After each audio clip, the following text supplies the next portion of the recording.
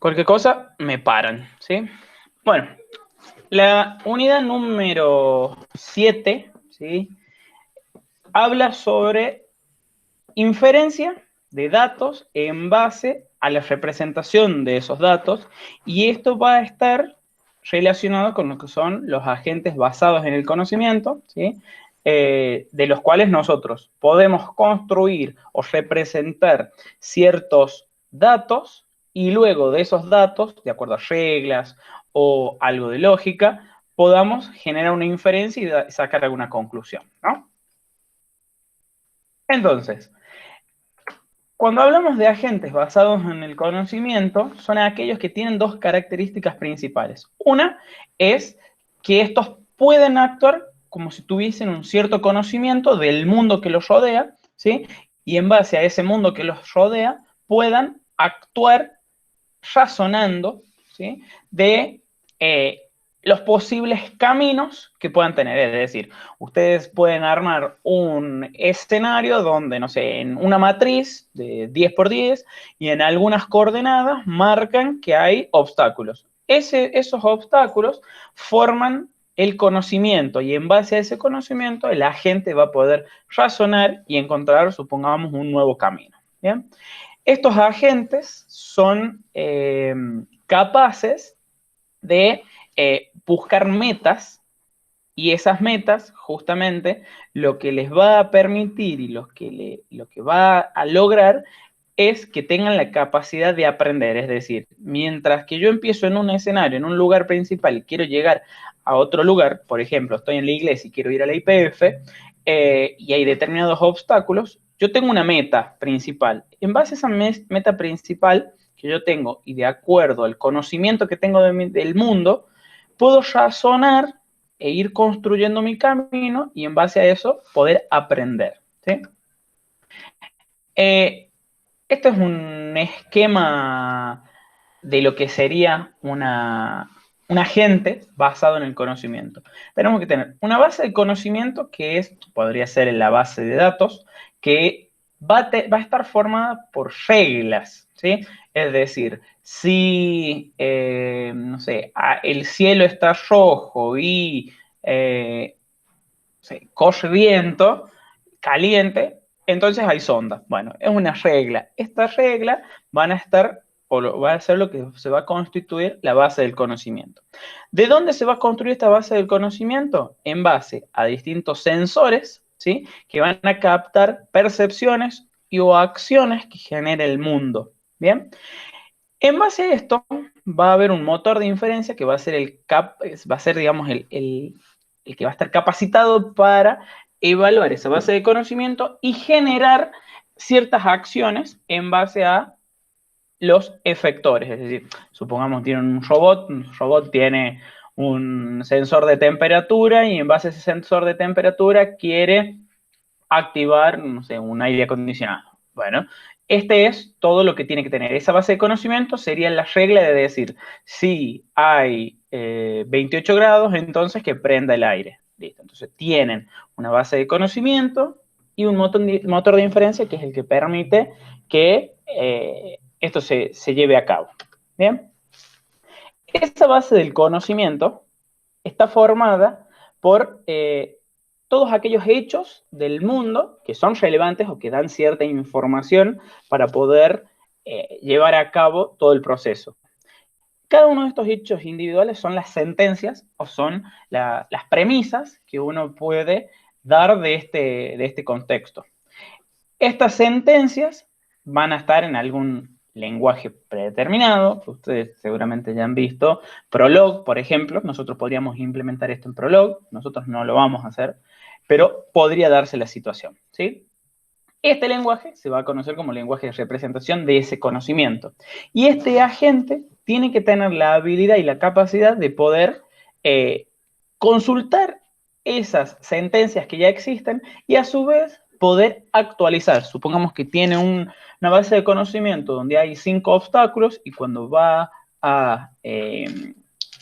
transitando, se encuentra otro. Bueno, tiene que tener la capacidad de poder actualizar esa base de conocimientos. Hay dos primitivas, tell y ask, decir o preguntar, de las cuales son las que se utilizarían en esa base de conocimientos para poder comprender el escenario y el entorno de esa situación particular para ese agente. ¿Bien?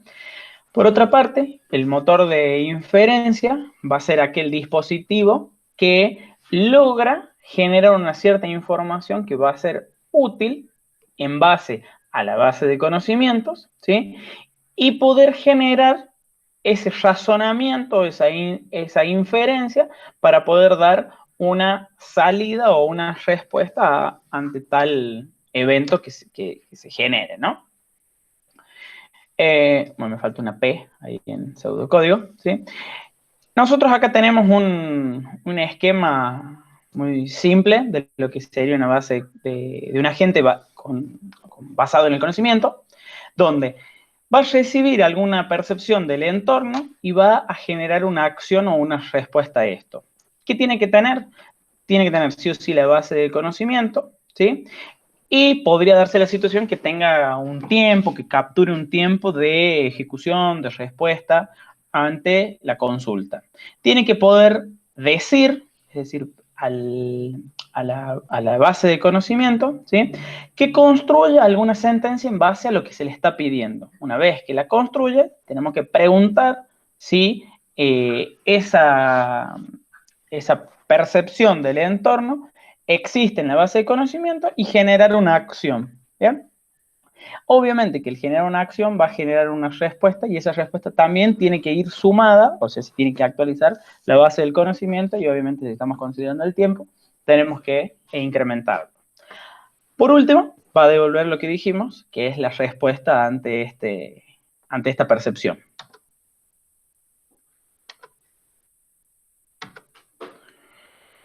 En cuanto a lenguajes de representación y el motor de inferencia, ya dijimos que estaban el tell y ask, que eran las de decir y preguntar, son las dos que dieron el pie, ¿sí?, a lo que es el estudio de la lógica y de cómo poder representar en la base de conocimiento y este motor de inferencia para poder generar deducciones en base a esto. Tiene varias características, ¿sí? Tiene que tener una sanidad, completitud y eficiencia. Voy a empezar de arriba para abajo. ¿Qué tanto esta complejidad que nosotros tengamos? Ya vieron que una complejidad temporal podría ser lineal, exponencial, logarítmica, es decir, se eleva mucho el tiempo en base a el conjunto de datos y la base de datos es muy grande, ¿sí? Y justamente cuando hablamos de eficiencia tiene que ver de que en tanto a lo espacial como a lo temporal, ¿sí?, sea de consumo, de cierto consumo razonable, ¿sí? Tiene que ser completo, es decir, que cualquier conclusión que se genere, ¿sí?, sea posible deducirse de esa base de datos o esa base de conocimiento que ya estaba formada. Y cuando hablamos de sanidad, ¿sí?, hace referencia a que las conclusiones a las que se obtengan sean racionales de acuerdo a hechos y reglas. A ver, no podemos decir que si está lloviendo, entonces no hay humedad. Bueno, o sea, tiene que ser congruente lo que se arme, pero esto es cuando se arma tiene que haber un ingeniero de conocimiento que es el que va a ser el encargado de armar esa base de conocimiento.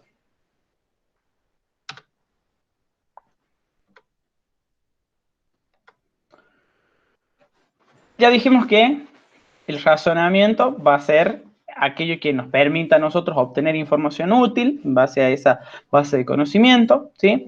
Pero tenemos dos formas de expresar esa información, manera explícita y manera implícita. La explícita va a ser aquella que esté directamente en la base de datos, es decir, si cumple con, no sé, tal temperatura, entonces que haga tal cosa.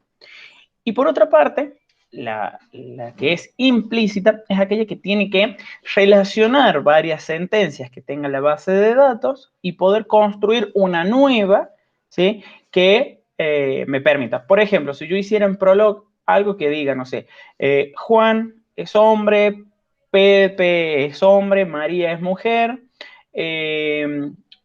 Pepe, hijo de María, Juan hijo de Pepe. Bueno, yo hasta ahí tengo sentencias que me dicen quién es hijo de quién es hombre. Bueno, yo podría armar una regla que diga, bueno, a ver, yo quiero saber si María es la abuela de Juan. Bueno, para que sea eso, tengo que primero preguntar si eh, María tiene algún hijo, que ese hijo sea padre de Juan. Entonces, estas relaciones que se generan son de manera implícita, no hay algo que ya esté puesto, sino que se van a deducir de acuerdo a los datos que tengan. Y en base a esto viene lo que es la lógica proposicional, ¿sí? Y empezando con esto, la lógica por sí sola, lógica, es la ciencia que trata con principios y criterios para establecer la validez de la inferencia y una demostración, ¿sí? Es la ciencia de los principios formales del razonamiento, o sea, todo el razonamiento o eh, todo lo que yo pueda plasmar en eso es lo que es la lógica, ¿sí? Por otra parte, la lógica proposicional es una rama de la lógica que lo que hace es encargarse de las proposiciones o sentencias, justamente esto que veníamos hablando, y sus posibles evaluaciones de verdad, es decir, la famosa tabla de verdad donde vamos a poner si esto pasa esto, entonces esto.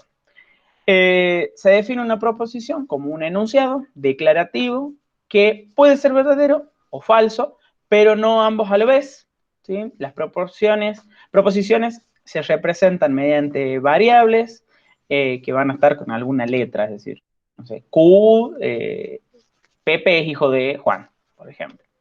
Tenemos que cumplir sí o sí con una sintaxis, ¿sí? Esta sintaxis, si nosotros lo vamos a hacer en papel y lápiz, que en principio vamos a hacer así, la sintaxis tiene que estar, pero no es algo que se tenga que cumplir a rajatabla. Ahora, si nosotros esto lo plasmamos en Prolog, como cualquier otro lenguaje, tiene que tener una sintaxis perfecta, si no, no cumpliría, ¿no?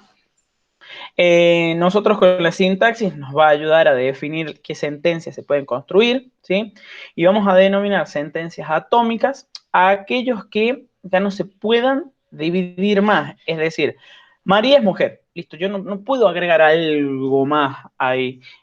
En cambio, si yo defino una regla para saber si X es abuelo de Y, ¿sí? Yo para que X sea abuelo de Y, tiene que existir, a ver si puedo escribir acá. Yo para que X sea abuelo de Y, ¿sí? Tiene que cumplir por algún lado de que X tiene que ser hombre, porque es abuelo, ¿sí? X tiene que tener una hija o un hijo, supongamos, J, ¿sí? Y J tiene que tener como hijo ahí. Entonces, acá es como que hay uno en el medio. Bueno, todo esto va a ser el conjunto de sentencias que me van a permitir saber si X es abuelo de Y.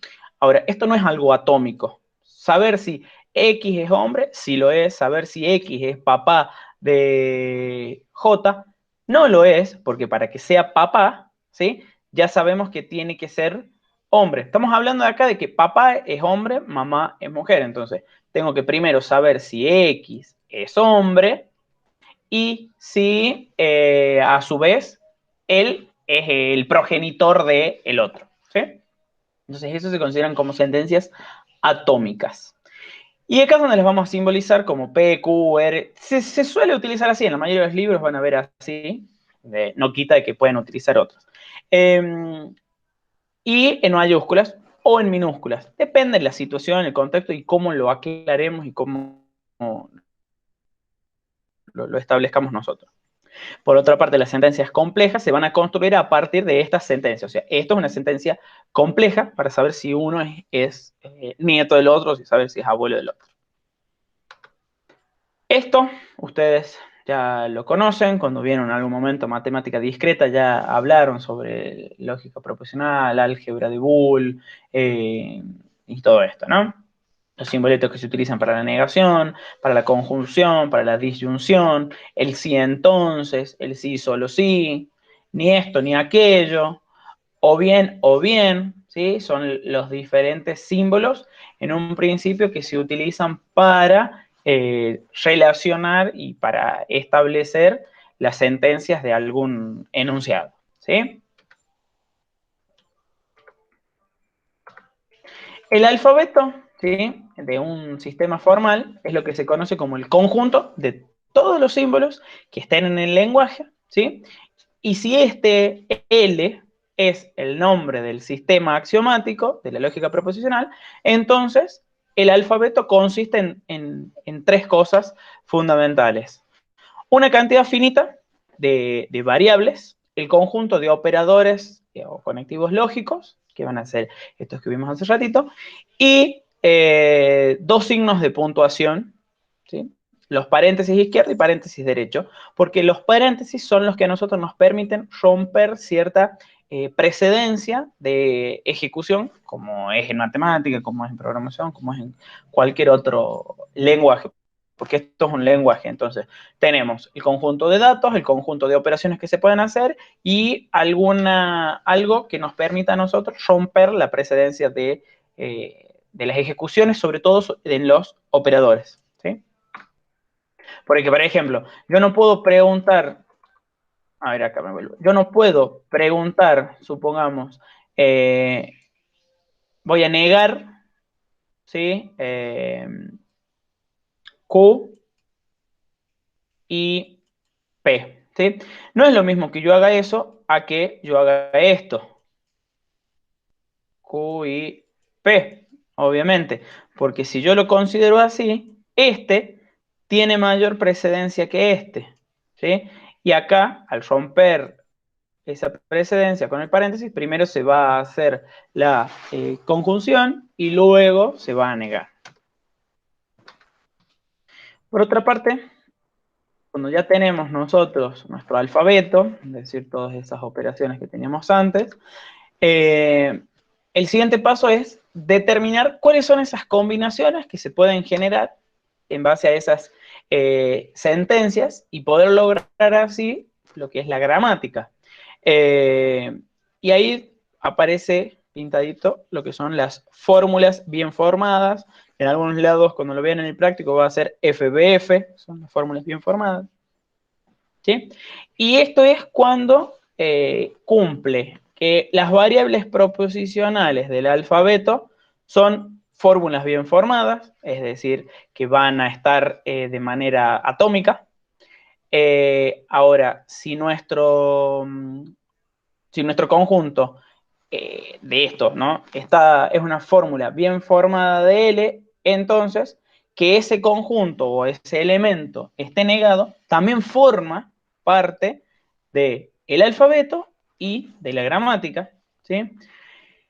Si un elemento y otro elemento son fórmulas bien formadas de L, entonces alguna relación entre ellos, ya sea un sí, solo sí, un entonces, ¿sí? También va a formar que cumple, que son fórmulas bien formadas, y solo aquellas expresiones que pueden ser generadas mediante lo que hacemos con sentencias atómicas, ¿sí? Negación y otras operaciones, van a concluir de que son fórmulas bien formadas, ¿sí? Esto lo van a ver, lo van a entender bien cuando veamos en la práctica, pero es como para que tengan bien la teoría. En cuanto a las reglas de inferencia, ¿sí? Una regla es nada más que una función que de un conjunto de datos, ¿sí? Y un conjunto de premisas nos van a generar a nosotros una conclusión. Una conclusión para nosotros es si es verdadero o si es falso una pregunta, ¿sí? Nosotros tenemos una premisa, si algo es tal cosa, y nos va a dar un sí o un no. Es lo único que nos puede dar. No es algo ambiguo ni algo que tenga más de una respuesta. Nosotros no lo vamos a ver, pero si viéramos lógica difusa, podría darse la situación en la que el resultado es un porcentaje de aceptación. No es un 0 o un 1, sino que podría ser un 0,7. Entonces, la lógica difusa permite entrar en un cierto rango de valores. Nosotros no vemos eso. Lo pueden encontrar como lógica difusa o lógica Fuji.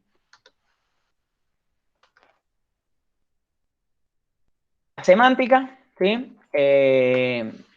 La interpretación, digamos, de un sistema es la asignación de valores, tanto verdaderos como falsos, para cada una de las variables proposicionales y sumado a esto, algún significado de operadores lógicos, es decir, alguna relación o...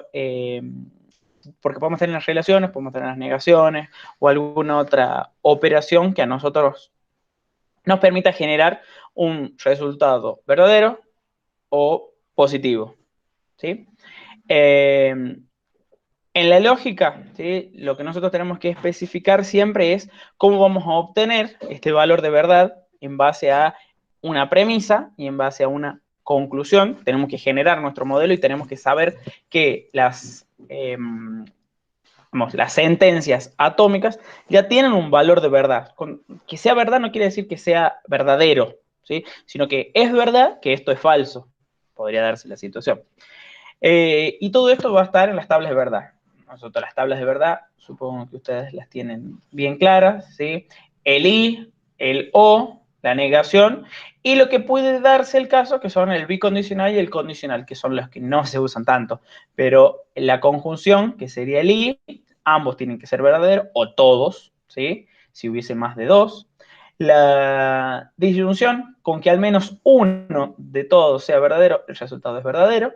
La negación es todo lo opuesto, si era verdadero y falso. El bicondicional, ¿sí? Establece que tienen que ser todos iguales, es decir, o son todos falsos o son todos positivos. Para que todos sean falsos, ¿sí? Va a dar un resultado positivo. Si todos son verdaderos, va a dar un resultado positivo. Ahora, si en el medio alguno no es igual al otro, el resultado es negativo. Y el condicional, ¿sí? El condicional se da siempre que el primero es positivo y el segundo no lo es, que la respuesta es negativa. Si no, siempre es positivo o verdadero, ¿no? Si el primero, nosotros acá tuviéramos más, tuviésemos una S, ¿sí? Y esto es 1, 0, 1, 0, 1, ¿sí? Esto es positivo. Esto que está acá es positivo, ¿sí? Porque todos son ceros. Este es negativo, pero este va a transformarse en positivo, porque el primero de este y el que le sigue es negativo, ¿sí?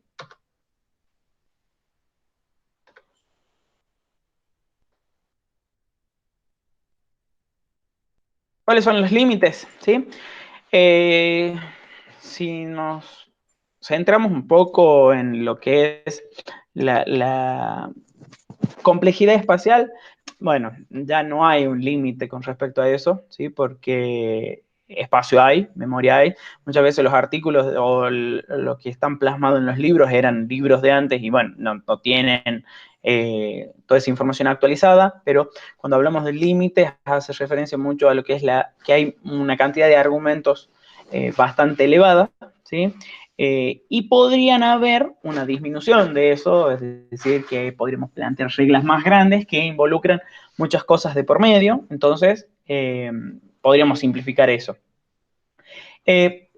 Otra cosa que la lógica, ¿sí?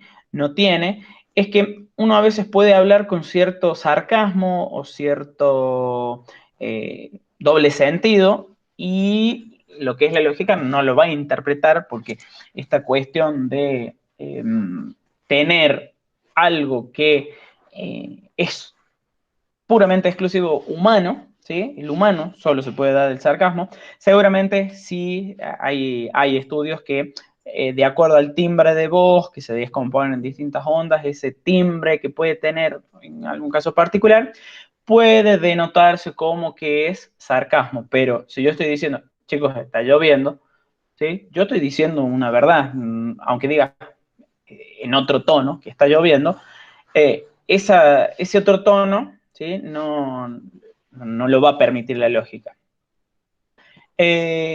Otra limitación va a estar relacionada de manera directa, ¿sí? Que es el tiempo.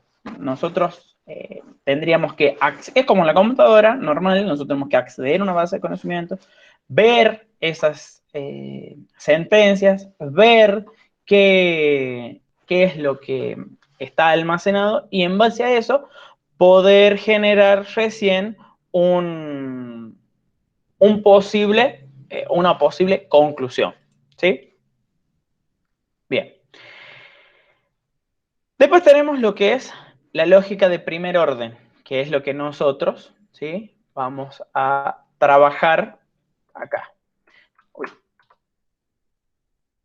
Primero vamos a definir algunos aspectos de lo que es la lógica de primer orden, ¿sí?, que están relacionados con la lógica general. Ya sabemos, tenemos un alfabeto, ¿sí?, tenemos un conjunto de símbolos, tenemos un conjunto de operadores, y acá está, hoy se corrió eso para allá atrás. Bueno, en nuestro lenguaje nosotros vamos a tener las variables, los operadores y algunos otros operadores que no son operadores relacionales entre las variables, sino que son de resultado, ¿sí? Operadores que nos permitan a nosotros romper la precedencia, ¿sí? Y llegado a tal punto, tenemos los que son las reglas, ¿sí?, que van a ser las relaciones o funciones. Nosotros funciones no vamos a ver porque no vamos a programar en Prolog, ¿sí? Por lo tanto, esto nosotros no vemos, pero sí vemos relaciones o cosas así.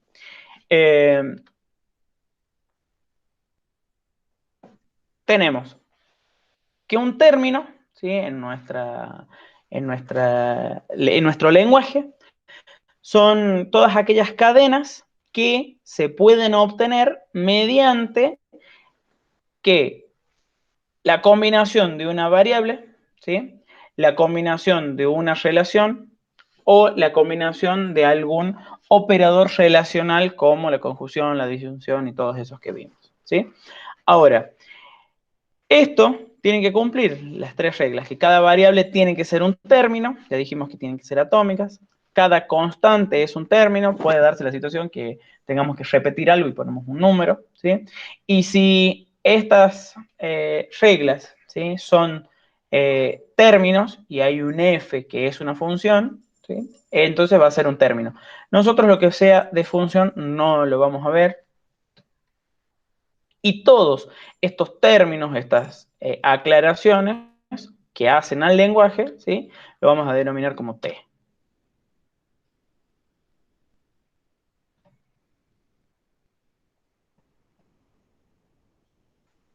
Bien.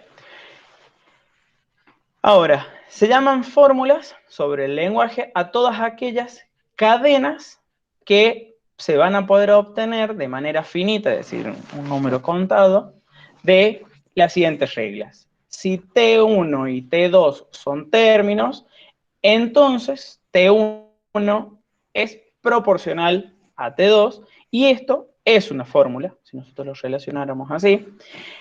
Desde T1 hasta Tn son los términos y si R es una relación, entonces la relación que haya entre todos estos términos va a ser una fórmula. Si tita es una fórmula, entonces la negación también lo va a ser. Si una fórmula y otra fórmula, tita y no me acuerdo qué símbolo es ese, pero bueno, son fórmulas, entonces todas las relaciones que hayan entre estos términos también lo van a hacer. Y si tita es una fórmula y x es una variable, entonces para todo x con tita y que exista que ese x y tita también lo van a hacer, o sea, también van a ser fórmulas. ¿Bien? Después de esto está lo que es la ingeniería del conocimiento, que es el proceso de construir nuestra base de conocimiento, donde hay que tener un cierto conocimiento, hay que formalizar, tiene que estar normalizada, ¿sí? Si ustedes se acuerdan un poco de los diagramas de entidad-relación, estaban la primera, la segunda, tercera forma normal, tiene que estar normalizado, se tiene que poder representar y tiene que estar implementado en algún lenguaje. Para nosotros, en la lógica de primer orden, esta formalización, ¿sí?, nos va a proporcionar lo que es la representación y lo que es la implementación. Ahora, ¿qué es el ingeniero, bueno, acá debería, ahí está. ¿Qué es la ingeniería del conocimiento y qué es el ingeniero del conocimiento? ¿Sí? Es aquel profesional que desarrolla la base de conocimiento. Hay carreras, ¿sí?, de ingeniería del conocimiento y hay puestos específicos en organizaciones que son ingeniero del conocimiento, como está el arquitecto de software, bueno, está el ingeniero del conocimiento. Tiene que comprender muy bien el dominio, ¿sí? Tiene que poder plasmar este modelo de la realidad en un lenguaje que lo permita representar, tiene que saber inferir y tiene que, bueno, poder generar y tener capacidad de aspectos de diseño y de implementación.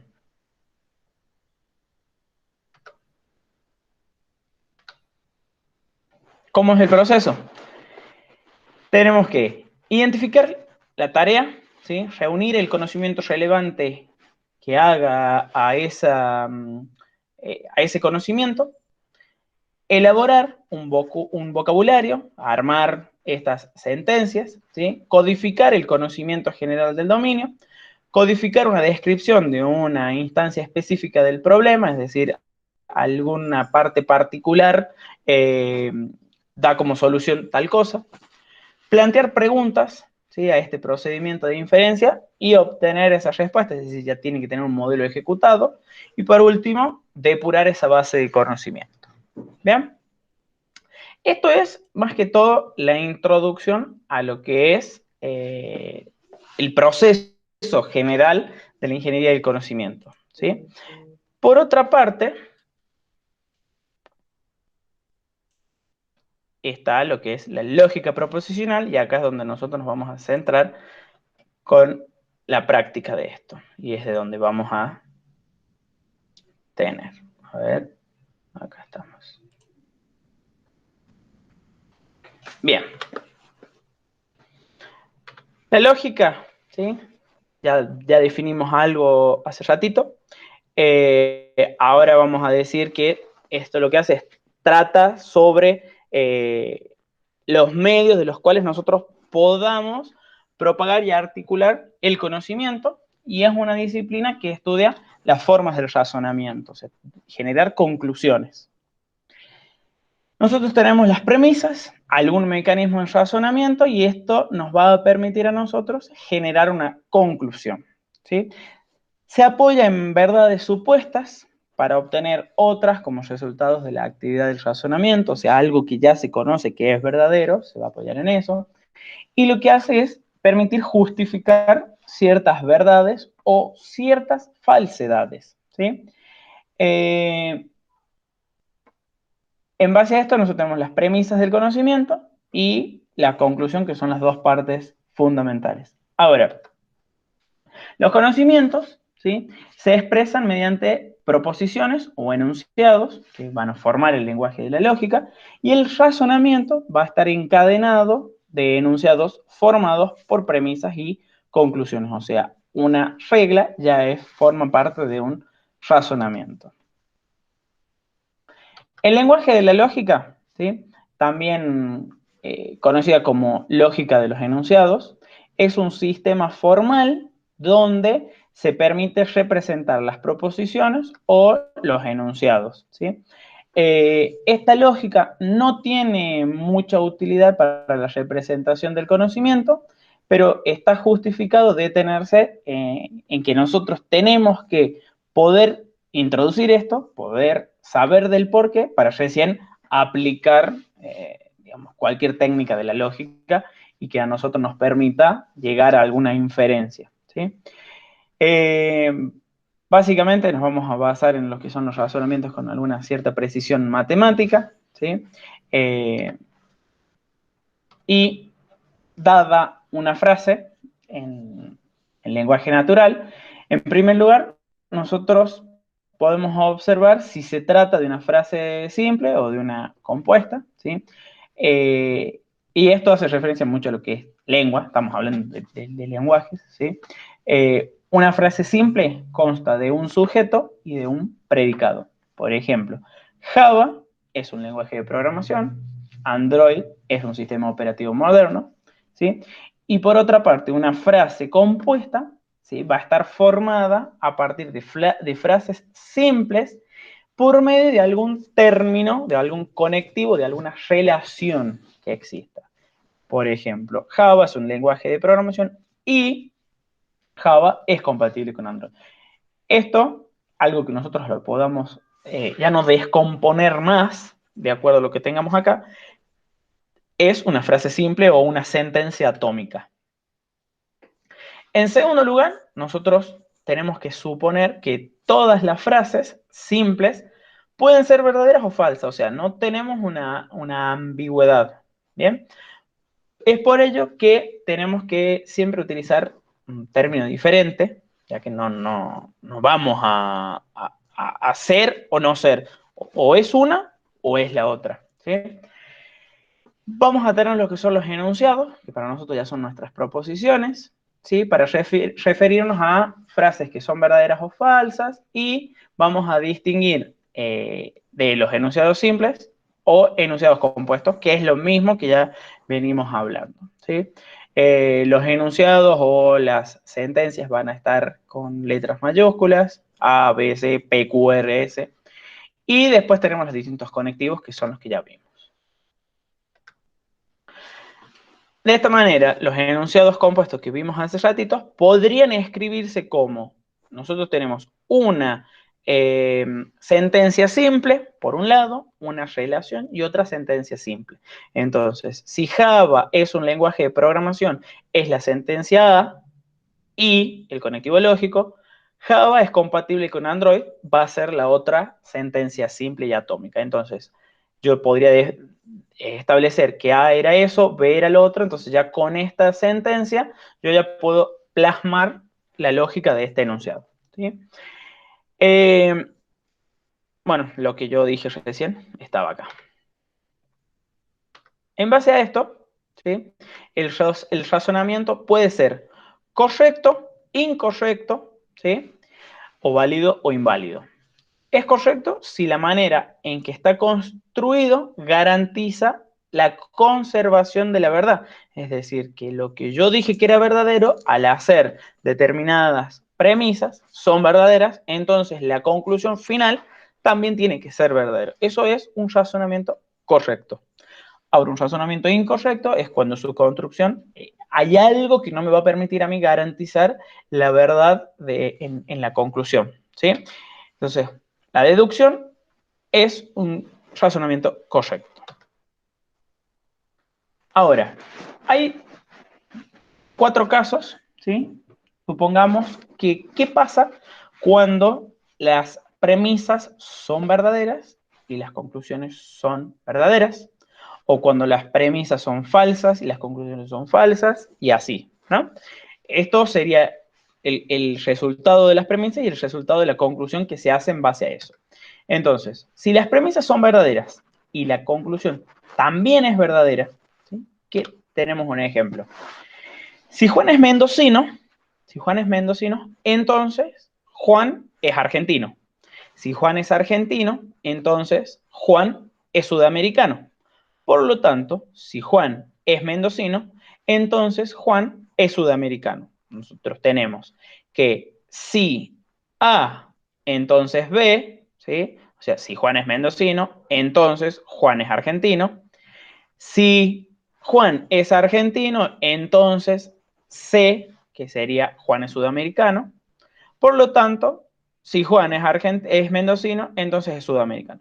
Esta estructura, ¿sí?, a nosotros nos refleja una forma de razonamiento correcto y se lo denomina como silogismo, ¿sí? Y se fijan que siempre tiene que cumplir con esta estructura. El final de este tiene que ser el principio de este, como para que establezca una relación.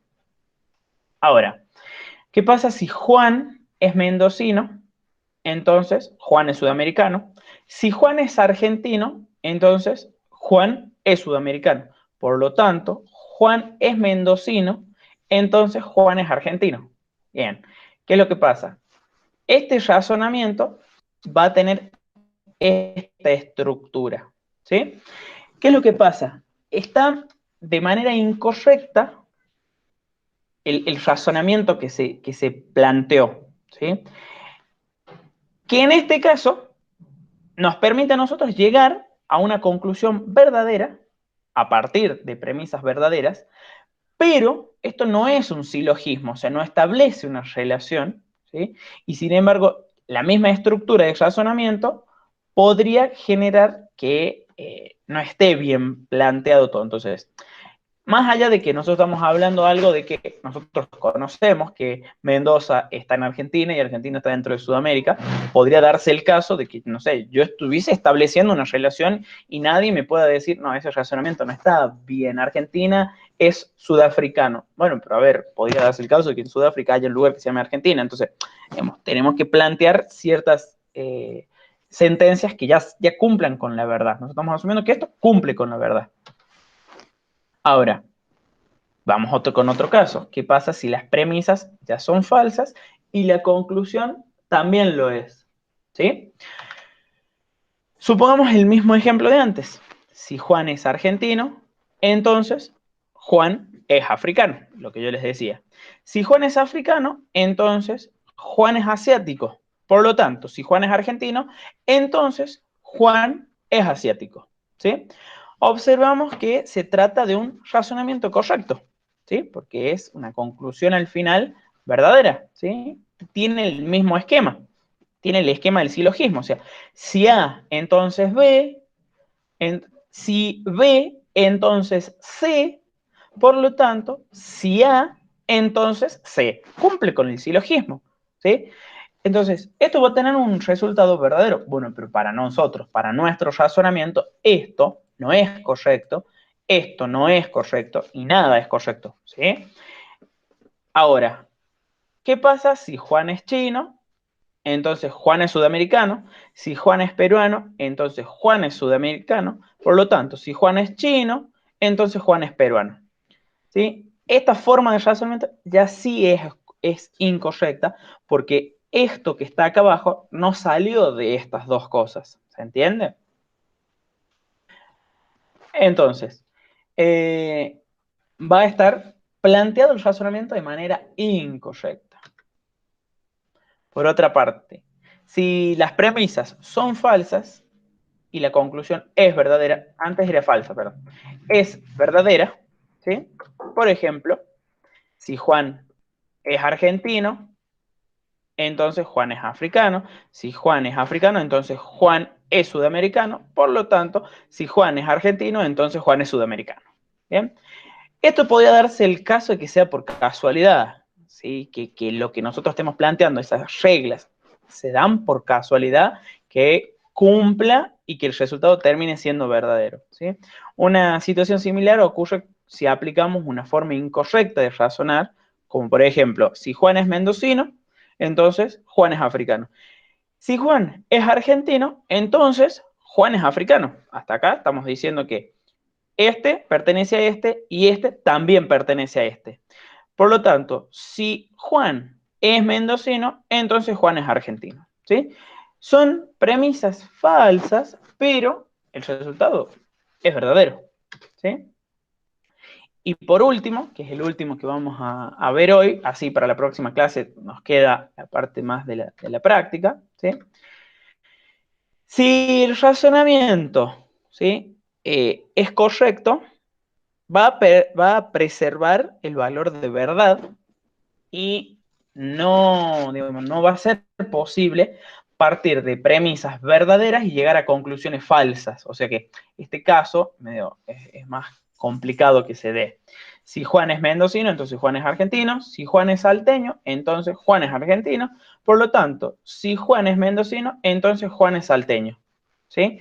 Eh, Estamos partiendo de premisas que son verdaderas, pero la conclusión ya es falsa, ¿sí? Y acá hay otra forma que no cumple con lo que es un silogismo. Un silogismo directamente siempre va a ser verdadero, ¿sí?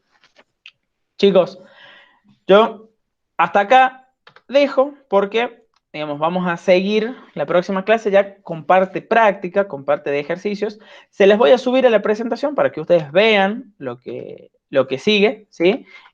Y cómo se va armando. ¿Sí? Hasta acá. ¿Hay dudas? ¿O van a salir cuando hagan la práctica? Esto hay que repasar un poco de lógica Sí, el primer año. Por eso hay algunas cosas que yo las pasé rápido porque ya las vieron. Ujú. Me importa que vamos, a ver, vamos a tener que hacer lo mismo, tenemos que ver qué son las tautologías, ver las tablas de verdad grandes, digamos, donde en base a un enunciado completo, armar la tabla de verdad y determinar si está bien el enunciado. Tenemos exactamente lo mismo. Bueno, Está bien. chicos, avancen con el trabajo, ¿sí? Yo les voy a mandar la devolución en estos días del trabajo práctico uno. Estaba demorado con algunas cosas, pero ya se las voy a completar.